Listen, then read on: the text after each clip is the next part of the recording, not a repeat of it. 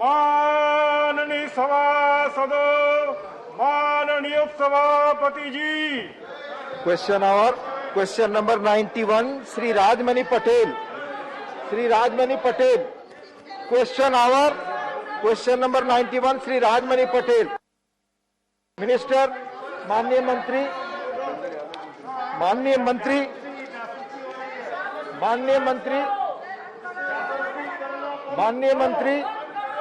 आगे।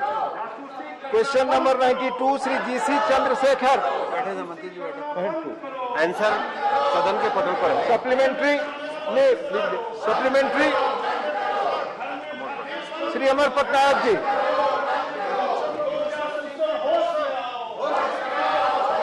So question number 91, sir. Sir, my question is, after the first wave, there was this huge number of people who are in the informal sector with different skills, and there are also a number of companies who want people with these skills. Is there a platform which is being contemplated by Government of India to link both these aspects, having the people on one side with the skills and the companies who need the skills?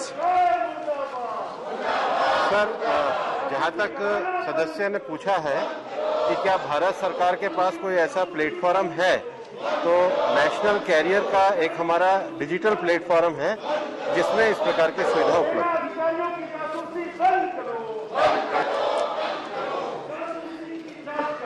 Mr. Thambi Duroi, please.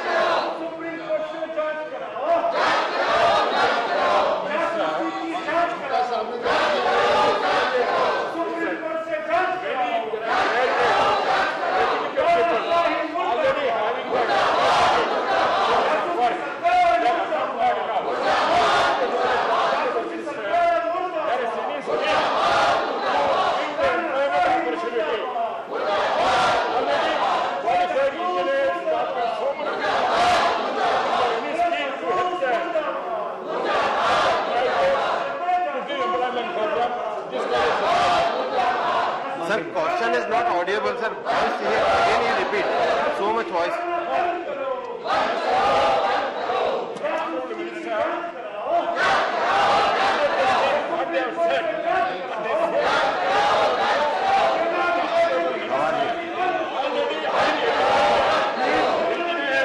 इसको on कर दे रहे हैं। Mic on करिए please. Graduated, well-trained people to get the employment opportunity. Again. Once again. See, I request the Honorable Minister, is there any scheme to help already highly educated, unemployed people? Because the skill development program is there, already skilled people are unemployed. In the current situation, whether Minister will come forward to help this kind of already qualified people. Sir, श्रम और रोजगार मंत्रालय के द्वारा जो हमारे पूरे देश भर में नेशनल कैरियर काउंसलिंग का जो सर्विस जो पोर्टल है, उसके माध्यम से विभिन्न प्रकार के रोजगारों के लिए अवसर उपलब्ध कराए जाते हैं। लेकिन जहाँ ये प्रोफेशनल के अलावा अनऑर्गेनाइज्ड सेक्टर का एक बहुत बड़ा तबका है जिसके बारे में भी ये बात उठती थी कि उनका भी एक पूरा डाटा तैयार किया जाना चाहिए, जिसके लिए एक अधिकृत राशि स्वीकृत की जा चुकी है, उस पर भी काम जारी है। दोनों तरह के पोर्टल उपलब्ध हैं। Question number 92 Shri G C Chandrashekhar. Sector 92 minister, माननीय मंत्री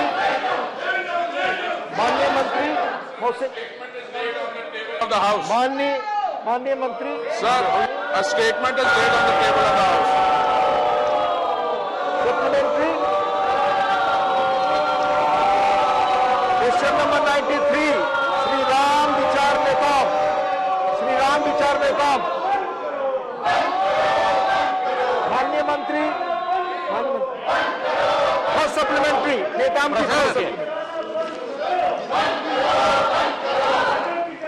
उपसभापति महोदय, मैं सुन रहा, ठीक है।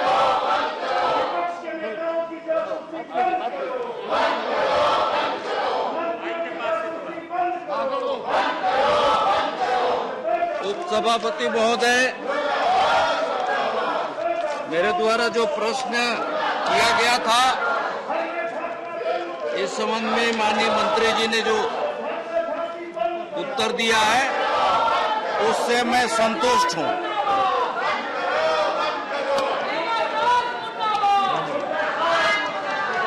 उन्होंने कहा वो रिप्लाई से संतुष्ट है।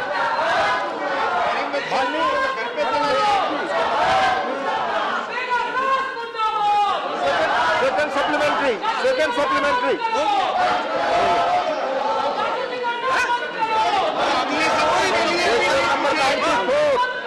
Question number 94 Shrimati Sharda Chhetri. Question number 94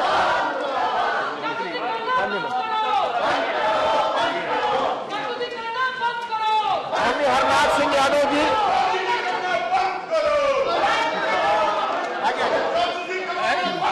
महोदय, जब हवाई अड्डों के परिसर में प्रवेश करते हैं तो मेरे जैसे लोगों को ऐसा प्रतीत होता है मानो किसी दूसरे देश के हवाई अड्डे पर आ गए हैं।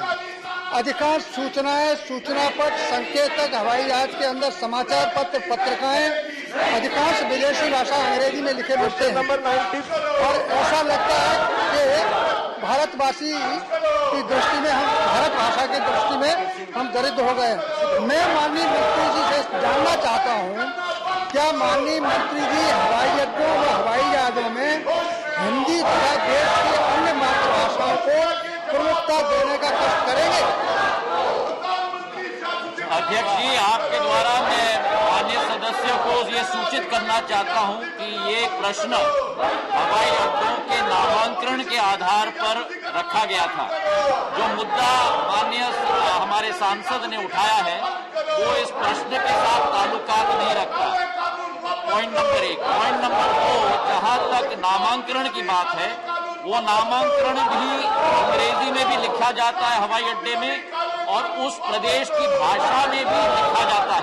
तो जो माननीय सदस्य जी का सुझाव है उसे नामांकन में पूर्ण रूप से हम लोग सम्मिलित करते हैं। जहां तक इनका सुझाव है कि प्लेन के अंदर और एयरपोर्ट के अंदर भी द्विभाषी होनी चाहिए, अंग्रेजी के साथ प्रादेशिक या हिंदी भाषी भी होना चाहिए, उनका सुझाव एक अच्छा सुझाव है। इस पर हम लोग ध्यान रखेंगे।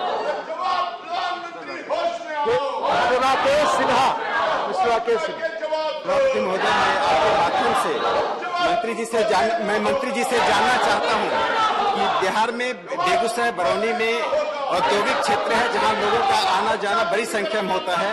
औद्योगिक नगरी होने के कारण क्या वहां वायुयान सेवा को आंतरिक वायुयान सेवा से जोड़ने की मांग सरकार स्वीकार करेगी?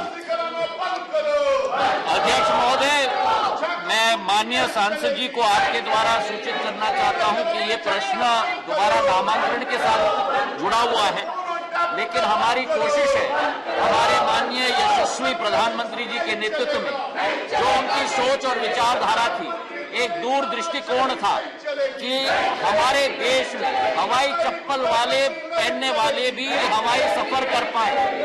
उनका जो एक सोच विचारधारा है उसे निर्धारित करते हुए क्षेत्रीय संपर्क योजना हमने शुरुआत की थी। इसके आधार पे पिछले 4 सालों में करीब 350 नए रूट हम लोग ने शुरुआत की है। करीब 59 एयरपोर्ट हमने नए स्थापित किए और यही लक्ष्य राकेश जी हमारा है कि देश के दूर दराज इलाकों में भी हवाई सेवा से हम लोगों को जोड़ पाएं।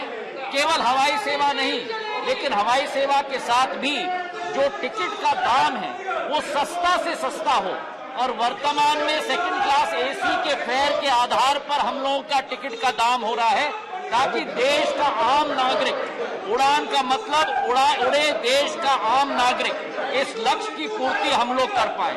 जहां तक बेगूसराय का विषय है, इसमें भी मैं कहना चाहता हूं कि क्षेत्र संपर्क योजना के तहत हम लोगों ने हर राज्य के हर शहर को शामिल करने की कोशिश की है और इस तरफ भी हम लोग पूरी लक्ष्य की पूर्ति करने की कोशिश कर रहे हैं। 780 रूट्स अवार्ड हो चुकी हैं, जिनमें से 359 आज चल रही हैं।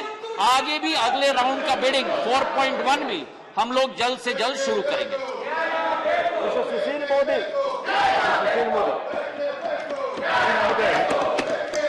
मैं माननीय मंत्री से जानना चाहता हूं कि बिहार के अंदर दरभंगा में जो एयरपोर्ट कार्यरत हुआ है उसका नाम विद्यापति के नाम पर करने का राज्य सरकार ने अनुशंसा की थी। मैं माननीय मंत्री महोदय से जानना चाहूंगा कि दरभंगा एयरपोर्ट का नाम बदलकर विद्यापति के नाम पर करने के निर्णय का क्या हुआ, उसमें क्या प्रगति हुई है? अध्यक्ष महोदय, हमारे जो यशस्वी सांसद ने मुद्दा उठाया है नामांतरण के बारे में, ये प्रस्ताव प्रदेश के विधानसभा से पारित होके 23 मार्च 2021 को पारित हुआ था। दरभंगा के एयरपोर्ट का नामांकन विद्यापति एयरपोर्ट का करने का प्रस्ताव हमारे समक्ष आया है। जो भारत सरकार की प्रक्रिया है कि जब प्रस्ताव प्रदेश सरकार से पारित होकर असेंबली से पारित, विधानसभा से पारित होकर हमारे तरफ आता है तो अनेक मंत्रालयों के साथ हमें विचार विमर्श करना पड़ता है। उस विचार विमर्श की प्रक्रिया के आधार पर जो निष्कर्ष निकलता है फिर उसे हम लोग कैबिनेट में ले जाते हैं। अभी भी वो प्रस्ताव विचार विमर्श के जरिए पे चल रहा है, विचाराधीन है। इसमें निर्णय आते ही हम लोग अगला कदम लेंगे। माथुर लोखंडवाला जी, माथुर लोखंडवाला। माननीय मंत्री जी से मेरा ये प्रश्न है कि आपने बताया हवाई चप्पल वाले भी बैठ सकते हैं, पर जब भी एयरपोर्ट पे जाते हैं और उतरते हैं वहाँ पे कुछ भी खाना पीना है और शॉपिंग करना है, कुछ भी बाहर से आता है वो आदमी वहाँ पे इतना महंगा, पानी की बोतल भी 200 रुपये में मिलती है, वहाँ पे कुछ भी उसको खाना पीना है वो भी महंगा से महंगा मिलता है। तो क्या भारत सरकार ऐसी कोई स्टोर बनाएगी, ऐसी कोई दुकान बनाएगी, ऐसा कोई कि सस्ती चीजें वहाँ पे मिल सके, कुछ खाना हो सके, पी सके, ऐसा हो सकता है? अध्यक्ष महोदय, माननीय सांसद जी का प्रश्न मूल प्रश्न के साथ इसका ताल्लुकात नहीं है, लेकिन फिर भी जो मुद्दा उन्होंने उठाया है, हमारी कोशिश है कि हवाई अड्डा केवल हवाई अड्डा न रहे, लेकिन हवाई अड्डे के अलावा अनेक सेवाएं और सुविधाएं भी हवाई अड्डे में मिले। इसके आधार पर हम लोग ने निजी क्षेत्र को भी आमंत्रित किया है ताकि अनेक सेवाएं उस हवाई अड्डे पे मिल पाए। अब उन निजी क्षेत्र पे भी पाबंदी डालना और उनको नियंत्रित करना, ये मैं मानता हूं कि ना संभव है और ना देश के हित में है। हमारी कोशिश है कि ज्यादा से ज्यादा सेवाएं मिले और मूल हमारा उद्देश्य है हवाई सेवा और उस हवाई सेवा को सस्ता बनाना ताकि ज्यादा से ज्यादा यात्री उस हवाई सेवा पे चल पाए। और एक आंकड़ा मैं आपके समक्ष, सदन के समक्ष में पेश करना चाहता हूं कि 2010-11 में केवल 3.5 करोड़ हमारे यात्री देश में होते थे, वो आज बढ़कर करीब 6.5 करोड़ हो गए। अगर कोरोना का ये महामारी न आता तो हम लोग 10 करोड़ के करीब पहुंच जाते। वर्तमान में इसे वृद्धि देना ये हम लोगों का लक्ष्य है। बहुत बहुत धन्यवाद। Question number 95, Shri Trichy Shivaji, please question. Minister, माननीय मंत्री। A statement is laid on the table of the House. Question मैं नोट करता हूँ।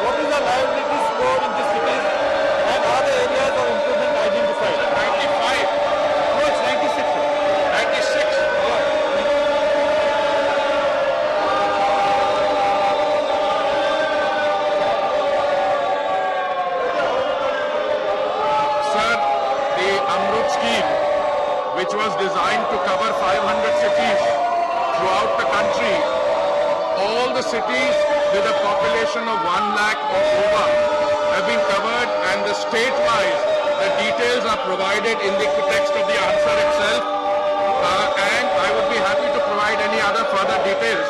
Sir, the Amrut scheme, when it was started, covered approximately 60% of the country's urban space. And as the Honorable Finance Minister said in her budget speech, there is a proposal to have a follow-up scheme to Amrut, which would cover the remaining parts of the country, both for water connection in 100%, also for sewage and septic treatment, also for the remaining things, particularly with a focus through Swachh Bharat Mission 2 and through the successor scheme to Amrut, the rest of the country 100% will be covered. Supplementary is next supplementary. Chairman sir, recent floods and water clogging in several cities across Kolhapur and Sangli in Maharashtra during monsoon have exposed our drainage system. Is there a plan to improve on this same? Sir, stormwater drainage is an important component of the Amrut scheme, sir. In order to ensure that drains are not clogged during normal times and are kept free, that is an effort that every urban local body does make and remains to be made. Insofar as any further improvements that may be required either in Kolhapur or in any other city in Maharashtra, or for that matter in the country, sir, it is something that the urban local bodies will address. We, under Amrut scheme, provide a total grant of 50,000 crores of rupees for over a 5-year period to the entire way, and that total Amrut layout of 77,000 crores includes a component for stormwater drainage, and we believe that the remaining action, including the rectification of flooding during the rainy season, are action which the local government, particularly the urban local bodies, will take, sir. माननीय सदस्य bell में खड़ा होकर नारे लगाना, mask हटाकर Covid का अनुपालन न करना, ये आप खुद तय करिए कैसा है। महेश पोद्दार जी। Thank you, sir. Sir, through you, I want to know from the Honorable Minister कि इस देश में करीब 100 स्मार्ट सिटी की योजनाएं चल रही हैं और ये बहुत अच्छा कदम है, सर। लेकिन मुझे दुख होता हुआ उनको बताते हुए कि स्मार्ट सिटीज में भी वाटर ड्रेनेज की समस्या को प्रायोरिटी नहीं दी जा रही है। मैं जानता हूं कि ये लोकल स्तर पर निर्णय लेने हैं, लेकिन स्मार्ट सिटी जब केंद्रीय योजना है तो महोदय मैं आपके माध्यम से उनसे आग्रह करना चाहूंगा और पूछना चाहूंगा कि क्या उसमें वाटर ड्रेनेज की कंपोनेंट को कंपलसरी क्यों नहीं किया जा रहा है। Sir, the Smart City contest, when it was organized in 2015, and according to which 100 smart cities were declared between January 2016 and 2018, they were based on projects which were identified by the states themselves. It was a system of election and competition. Now the states have to determine which projects to take up. Insofar as the central government is concerned, we are always willing to support them, and if there is an issue which requires to be addressed, every state smart city has a special purpose vehicle, it has a special management, they should address this. But again, the projects which have to be taken up under the smart cities projects are projects which the state itself determines at the initial commencement of the plan. But as I said, I'm always happy to sit with my colleague, the honourable member, or for that matter, any other honourable member, to discuss this issue. Thank you. Question number 97, Dr. Amar Patnaik. Question number 97. माननीय मंत्री जी, उत्तर सदन के पटल पर रख दिया। First supplementary doctor Amar Patnaik. So the domestic workers have been treated on par with construction workers in the new labor codes. While this could be a good idea to have all labor force covered under one particular code or a smaller number of 4 codes, domestic workers per se cannot be treated as construction workers, as they have different sets of problems. will the government consider at some point to treat them separately under a separate legislative framework that lays down conditions of work besides a minimum guaranteed wage, just like the NREGS scheme, and the social security measures very different from the construction workers?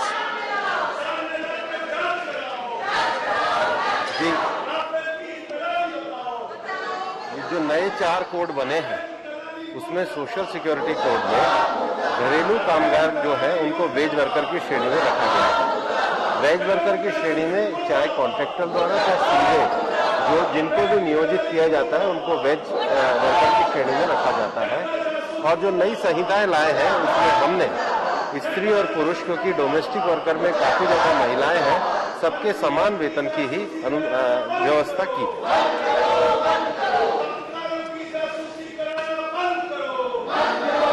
Second sir, इसमें जो answer है sir उसमें है कि 39 lakh workers NSSO सर्वे में जो estimated है उसमें 26 लाख महिलाएं हैं।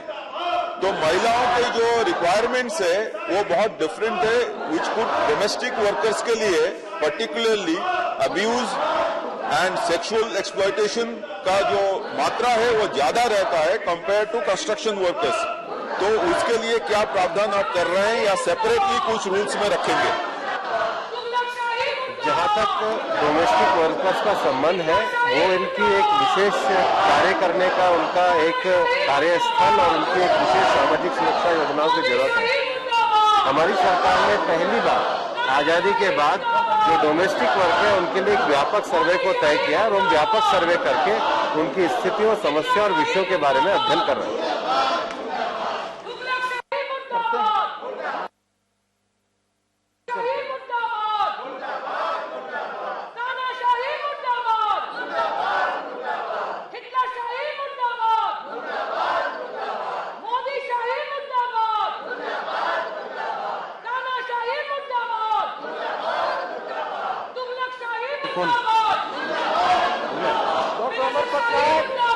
हो गए,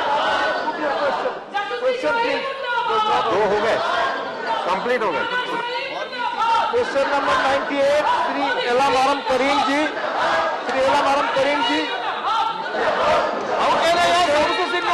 माननीय मंत्री,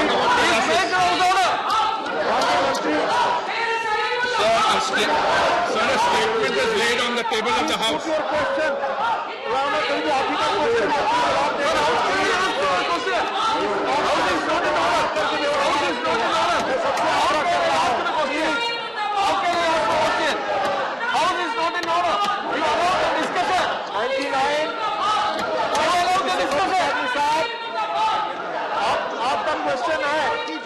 माननीय निसार जी, आपका क्वेश्चन है, आप प्लीज अपनी सीट पर जाकर क्वेश्चन पूछे।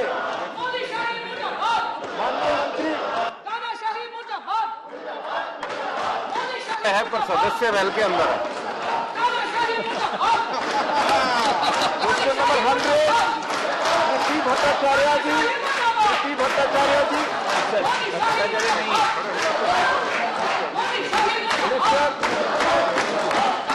उत्तर सदन के पटल पर Sujit Kumar, Sujit Kumar. Sir, as per a report published by Ministry of Agriculture in 2019 titled Agricultural Wages India of 2018-19, there is significant wage difference between males and female labor force. For example, as per this report, the average daily wage of male labor is 320 rupees and female labor is only 262 rupees. So my question from Honorable Minister is, what steps has the government taken or is intending to take to eliminate this wage disparity? हमने जो श्रम की नई 4 संहिताएं लागू करी है उसमें जो हमने वेजेस कोड लागू किया है उसमें पूरी तरीके से प्रावधान किया गया है कि पुरुष और महिलाओं का समान कार्य के लिए समान वेतन होगा। Question number 101 Shri Neeraj Gandhi ji. माननीय नीरज गांधी जी। माननीय मंत्री, माननीय मंत्री,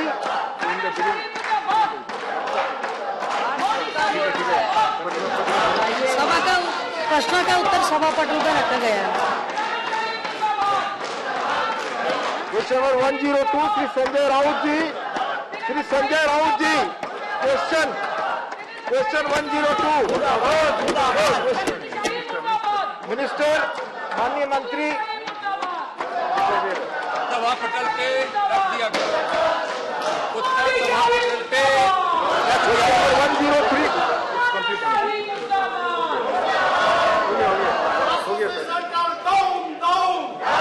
question number 13 Shri K C Ram Murthy. Under Kriya, the ministry is giving 50% subsidy for agriculture perishables to be transported from northeast and 4 Himalayan states to other parts of the country. I would like to know from the Honorable Minister whether the ministry has any proposal for extending similar subsidy for transportation of agri-perishables and horticulture produce to other parts of the country.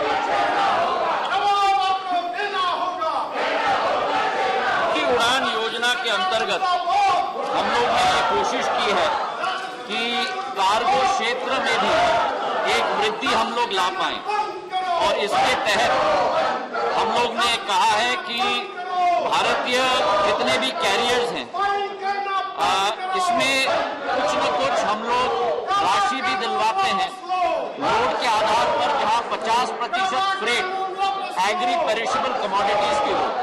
अभी इसकी शुरुआत हुई है, इस पर हम लोग और मंथन भी कर रहे हैं कि देश व्यापक इस योजना को हम लोग कैसे बनाएं, क्योंकि पेरिशेबल कमोडिटीज और हाई वैल्यू कमोडिटीज की बहुत जरूरत होती है कि जल्द से जल्द अंतर्राष्ट्रीय जगत में भी हम लोग उन पेरिशेबल्स को पहुंचा पाएं। अभी शुरुआत कृषि योजना, उड़ान योजना की हम लोग ने की है और इसमें हम लोग आगे भी मंथन कर रहे हैं। So the main problem that air cargo sector is facing is shortage of dedicated air freighters. Half of the world's air cargo is now transported in the bellies of passenger aircraft. Honorable Minister says in his reply that DGCA has given permission to modify passenger aircraft into freighters. So but it's going to be only a temporary arrangement, not a permanent solution. I would like to know from the Honorable Minister whether he has any proposal for giving tax holiday on capital gains for cargo aircraft leasing, tax exemption on aircraft lease, concession in parking fee, etc. to airlines to push air cargo and putting in action retired wide-bodied planes by converting them into all-cargo flights. अध्यक्ष महोदय, हम लोगों का cargo क्षेत्र भारत में एक बहुत महत्वपूर्ण क्षेत्र है। विश्व भर में भी कार्गो क्षेत्र की वृद्धि, जैसे माननीय सांसद जी ने कहा, बहुत तेजी से आगे बढ़ रहा है। ये $270 बिलियन का जो व्यवसाय है आज, अगले 7 सालों में $380 बिलियन का व्यवसाय होगा और इसमें सबसे ज्यादा क्षमता, जैसे माननीय सदस्य जी ने कहा, भारत से भी अपेक्षित है, क्योंकि भारत में वो क्षमता है इस सेक्टर को हम लोग डबल कर पाए। पिछले वर्ष में माननीय सांसद जी को कहना चाहूंगा कि भारत का कार्गो शेयर भारत से ही डोमेस्टिक और इंटरनेशनल दोनों कार्गो का केवल 2% है। 98% हमारी इंटरनेशनल कंपनी लेती और पिछले 2 वर्षों में भारत सरकार के द्वारा प्रोत्साहन मुद्दे उठाकर, जैसे माननीय सदस्य ने कहा, अनेक मुद्दे हमने उठाए हैं, वो मार्केट से 2 से बढ़ के आज 19% तक बढ़ चुका है। हम लोग भारतीय कैरियर्स को प्रोत्साहित कर रहे हैं कि केवल कार्गो फ्रेटर्स नहीं, लेकिन पैसेंजर एयरक्राफ्ट के बेली में भी उस कार्गो को हम ले जाएं। और इसलिए पिछले 3 वर्षों में 6 फ्रेटर से आज बढ़कर हम लोगों की कैपेसिटी 28 फ्रेटर्स हो चुकी है। इस क्षेत्र में मैं बताना चाहूंगा कि जो डोमेस्टिक सेक्टर में कार्गो 8 लाख मेट्रिक टन का होता था 2010-11 में, वो आज बढ़ के 14 लाख मेट्रिक टन हो चुका है। मतलब 75% वृद्धि आई है। और इंटरनेशनल सेक्टर में भी इसी तरह 14 लाख मेट्रिक टन से 22 लाख मेट्रिक टन तक पहुंच चुका है, तो 50% वृद्धि है। ये एक बहुत महत्वपूर्ण क्षेत्र है इस पर कई मुद्दों पर हमने भारत सरकार ने काम किया है। Cargo facility, custom facility, export facility. मंत्री जी अपना जवाब मैं बताऊंगा। बहुत बहुत धन्यवाद। Doctor Sasmit Patra, Sir, my question to the Honorable Minister is that Jharsuguda Airport in Odisha is under the UDAN scheme. Would the Honorable Minister consider upgrading Jharsuguda Airport under the UDAN scheme to also handle large container cargos in the coming days, sir? Thank you.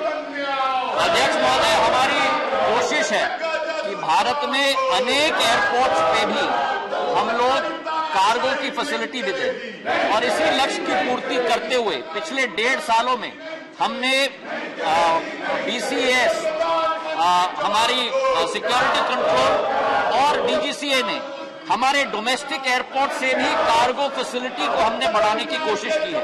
जो प्रस्ताव सांसद जी ने दिया है, इस पर भी अगर आके मुझसे मिलेंगे, जो भी संभव हो पाएगा हम लोग जरूर कोशिश करेंगे।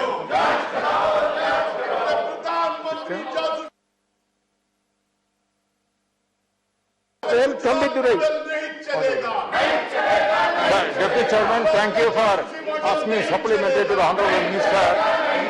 In Hosur, there is a private airport.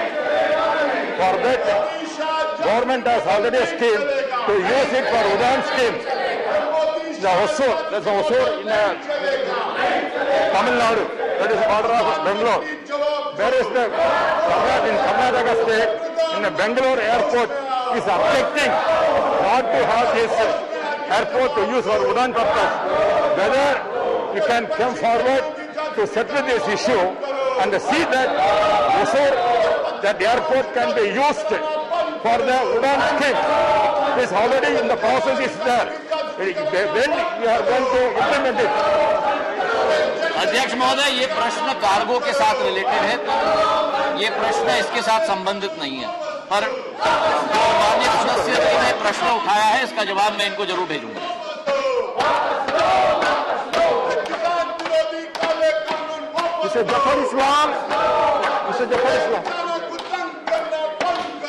सभापति जी, मैं मंत्री जी से जानना चाहता हूं कि cargo business, air cargo business तो बड़ा है, लेकिन क्या कार्गो बिजनेस का कोई एनालिसिस किया गया है कि टोटल पूल जो बिजनेस पूल है उसमें हमारे एयर इंडिया को कितना मिलता है और बाकी डोमेस्टिक एयरलाइंस को कितना मिलता है और जो फॉरेन एयरलाइंस जो ऑपरेट कर रही है इंडिया से उनको कितना हिस्सा जाता है।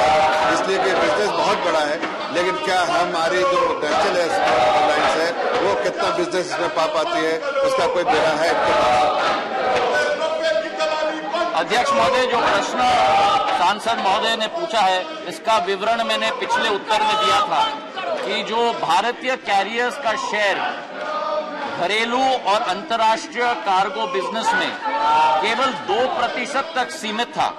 जो भारत सरकार ने अनेक कदम उठाए हैं, जैसे कोल्ड चेन लॉजिस्टिक्स दिए हैं, कार्गो हब्स नए बनाए हैं, डोमेस्टिक एयरपोर्ट से कार्गो की निर्यात की शुरुआत की है, हार्मोनाइज लिस्ट में कई प्रस्ताव रखे हैं, उसके आधार पर भारतीय कैरियर्स की शेयर पिछले 2 वर्ष में 2% से बढ़कर आज 19% हो चुकी है। इसी के साथ जो केवल 6 हम लोगों के फ्रेटर्स थे भारत में, सारे भारतीय कैरियर्स को मिलाकर, चाहे वो पैसेंजर कैरियर्स हो चाहे वो कार्गो कैरियर्स हो, उनको मिला के केवल 6 फ्रेटर से आज वो संख्या बढ़ के फ्लीट हम लोगों की 28 हो चुकी है। और जो हम लोगों का कार्गो बिजनेस का शेयर था इंटरनेशनल कार्गो में, उदाहरण के तौर पर 2019-20 में 1686 करोड़ का बिजनेस होता था, वो 1 साल के अंदर कोविड के माहौल में अध्यक्ष महोदय 2020-21 में 2644 करोड़ हो गया। मतलब 60% की वृद्धि 1 साल में कोविड के महामारी में कार्गो बिजनेस, इंटरनेशनल कार्गो के बिजनेस में वृद्धि हुई है। और उसी तरीके से डोमेस्टिक और इंटरनेशनल दोनों मिलाकर करीब 5000 करोड़ का बिजनेस है, जो 21% वृद्धि हुई है पिछले वर्ष से। इसमें से स्पाइस जेट का शेयर 1400 करोड़ है, एयर इंडिया का शेयर 1127 करोड़ है, इंडिगो का शेयर 1144 करोड़ है और ब्लू डार्ट एविएशन का शेयर 760 करोड़। तो भारतीय कैरियर अपनी क्षमता के आधार पर विश्व पटल पर अब अपना परफॉर्मेंस दिखाने की शुरुआत की है। बहुत बहुत धन्यवाद। Question number 104 Shri Sushil Modi ji. माननीय मंत्री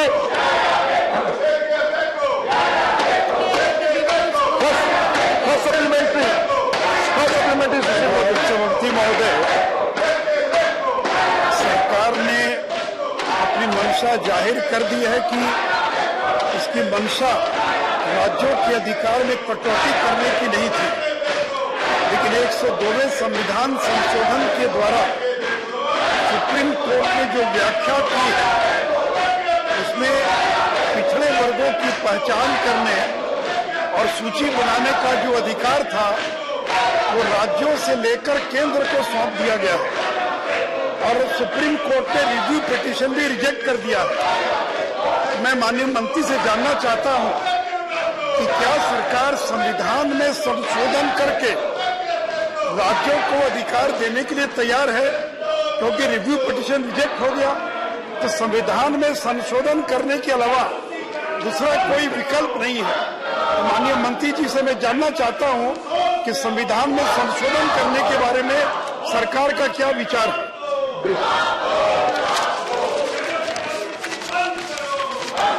माननीय वरिष्ठ सदस्यों ने पिछड़े वर्गों के लिए जो चिंता जताया वो सबका चिंता है। उनको सुप्रीम कोर्ट में वो किया याचिका हम लोगों ने दायर किया था, उसको भी खारिज किया गया है। सरकार उसके लिए संवेदनशील है और सरकार जो विधि मंत्रालय ऐसे विशेषज्ञ है उसके साथ बात करके आगे चल के जो भी करना है सरकार करेंगे। और माननीय जो सदस्य है वरिष्ठ सदस्य को मैं आमंत्रित करती हूँ मेरे ऑफिस में आए और उसके विषय में और भी जानकारी उनको हम देंगे। Second supplementary Sushil Modi ji. सौथी महोदय, इसी से जुड़ा मामला है कि मेडिकल अंडर ग्रेजुएट और पीजी में नामांकन में जो भारत सरकार का 15% का ऑल इंडिया कोटा है उसमें ओबीसी का जो 27% आरक्षण है वो नहीं दिया जा रहा है। तो मैं माननीय मंत्री से जानना चाहता हूं कि मद्रास हाईकोर्ट के निर्देश पर जो 5 मेंबर कमेटी बनी थी that is recommended that 27% reservation for OBC should be provided in all India quota। तो मैं मंत्री से जानना चाहता हूं कि क्या मेडिकल अंडर ग्रेजुएट ब्रीफली आप पूछे 27% रिजर्वेशन देने के बारे में सरकार विचार कर रही है। माननीय सभापति महोदय, ओबीसी रिजर्वेशन के लिए सेंट्रल गवर्नमेंट का जो भी कोटा है वो यथावत स्थिति में है। श्री रामनाथ ठाकुर जी।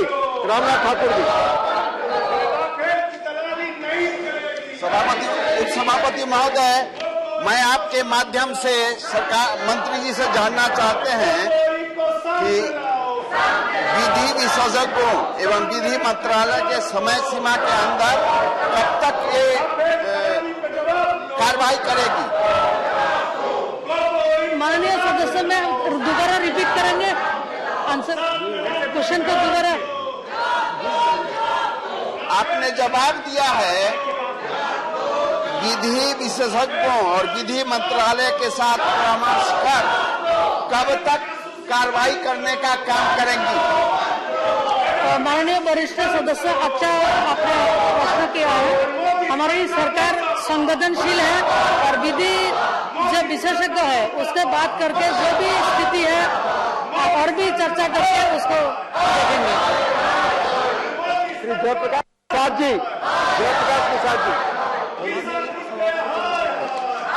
माननीय मंत्री जी से जानना चाहता हूँ पिछड़े वर्ग का जो ओबीसी बैकलॉग है भर्तियों में, ये कहीं पर ऐसे सूचनाएं आती हैं कि वो एप्लीकेशन करते हैं, उनको वहाँ पर कह दिया जाता है कि योग्य नहीं है। क्या जांच करा करके इसको जो हमारी सरकार संवेदनशील है और पिछड़े वर्ग का भला करना चाहती है, कर भी रही है, और उसको माननीय मंत्री जी इसमें सुधार करवाएंगे।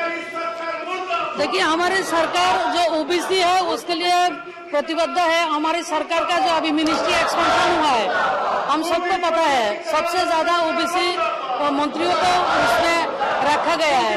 तो सरकार उसके ओबीसी के लिए संवेदनशील है। जो भी हमारी सरकार का ओबीसी का 20% जो रिजर्वेशन है सेंट्रल कोटा वो बरकरार है।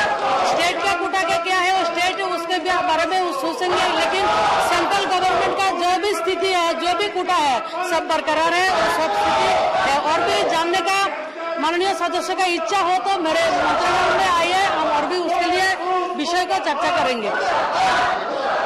Question number 105, TG Venkatesh, Shri TG Venkatesh. माननीय minister, a statement is laid on the table of the House. House stands adjourned to meet at 2 p.m.